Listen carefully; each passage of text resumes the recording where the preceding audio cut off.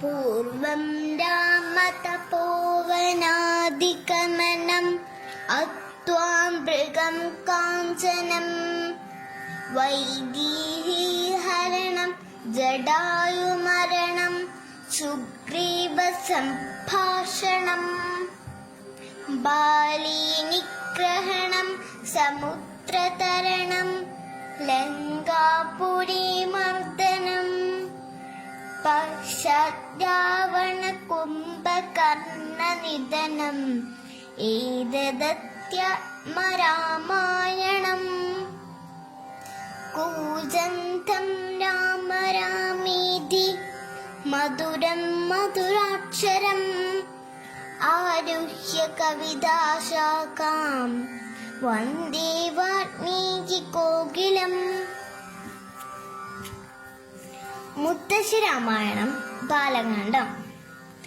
പണ്ട് ദശരഥ മന്നൻ മക്കളില്ലാതെ ദുഃഖിച്ച കാലം പുത്രകാമിഷ്ടി കഴിച്ചു മക്കളുണ്ടായുന്ന പേരപ്പോൾ മുത്തശ്ശിയുള്ളം തെളിഞ്ഞു ചൊല്ലി രാമ ഹരേ ജയ രാമ രാമ ഹരേ ജയ രാമ രഘുരാമ ഹരേ ജയ രാമ.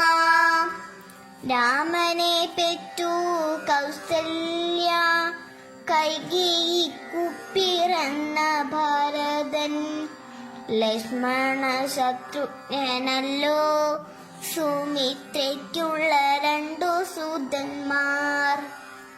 മുത്തശ്ശി കൗടിത്തരിച്ചു ചൊല്ലി രാമ ഹരേ ജയ രാമ രാമ ഹരേ ജയ രാമ രഘുരാമ ഹരേ ജയ രാമ.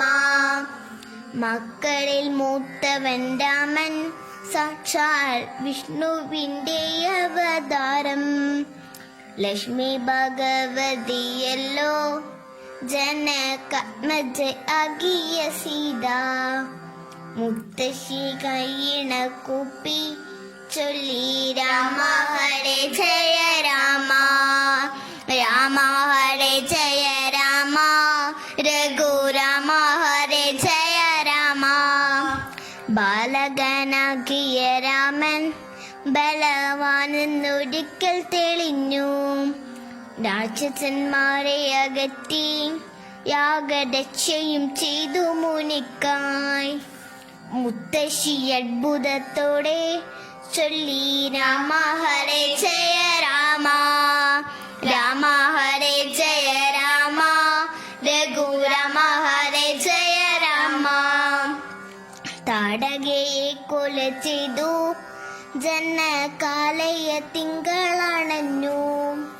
വമ്പിച്ച വില്ലു കുലച്ചു രാമചന്ദ്രനും സീതയെ വേട്ടു. മുത്തശ്ശിയൊന്നു നിവർന്നു ചൊല്ലി രാമ ഹരേ ജയ രാമ രാമ ഹരേ ജയ രാമ രഘുരാമ ഹരേ ജയ രാമ. മറ്റൊരു വില്ലുമായെത്തി മാർഗമധ്യത്തിൽ ഭാർഗവരാമൻ. ആ വില്ലു വാങ്ങിക്കുലച്ചു രാമനാമുനി ദർഭമടക്കി. ബാലകാണ്ഡം കഥ പാടി വെള്ളി മുത്തശ്ശിയൊന്നെഴുന്നേറ്റു. ബാലകന്മാരും തൊഴുതു ചൊല്ലി രാമ ഹരേ ജയ രാമ രാമ ഹരേ ജയ രാമ രഘുരാമ ഹരേ ജയ രാമ. മുത്തശ്ശിയൊന്നു നിവർന്നു ചൊല്ലി രാമ ഹരേ ജയ